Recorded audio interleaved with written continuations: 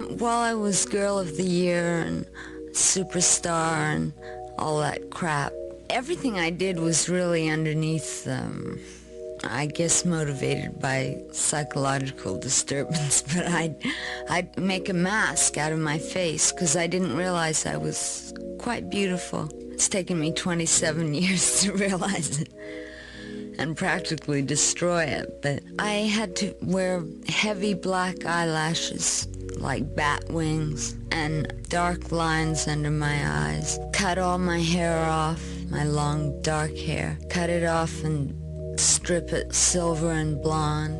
All these little maneuvers I did out of things that were happening in my life that upset me. I'd freak out in a very physical way. And it was all taken as a fashion trend.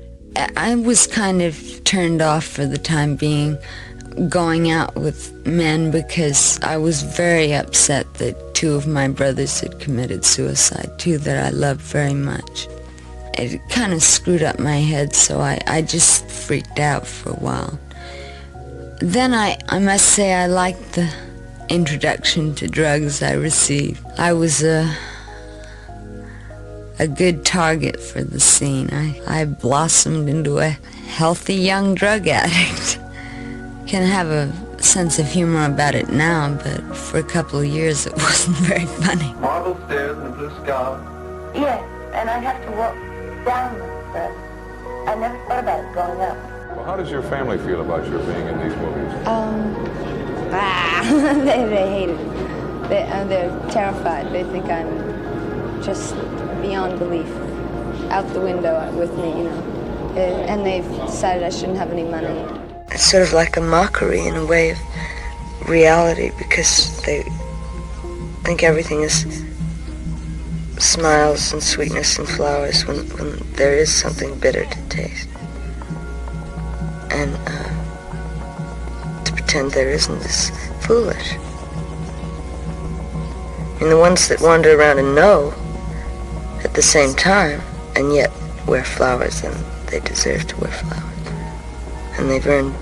Well, I think if they know, then they don't wear flowers. There's a difference.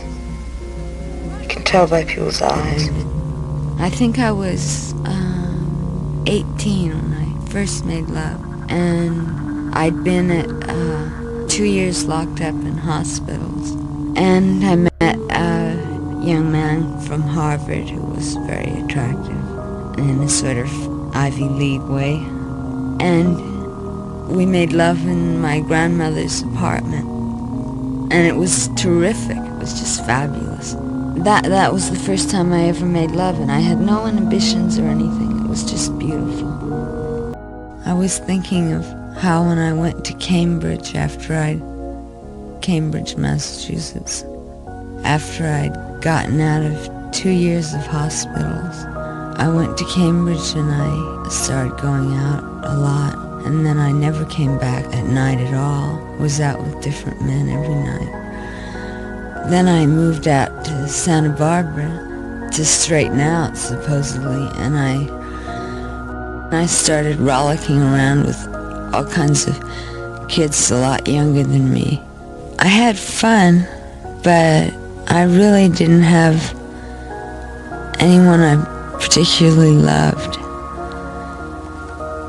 And I still don't, except for loving friends. But I mean, I haven't been in love with anyone in years and years. But I have a certain amount of faith that it'll come.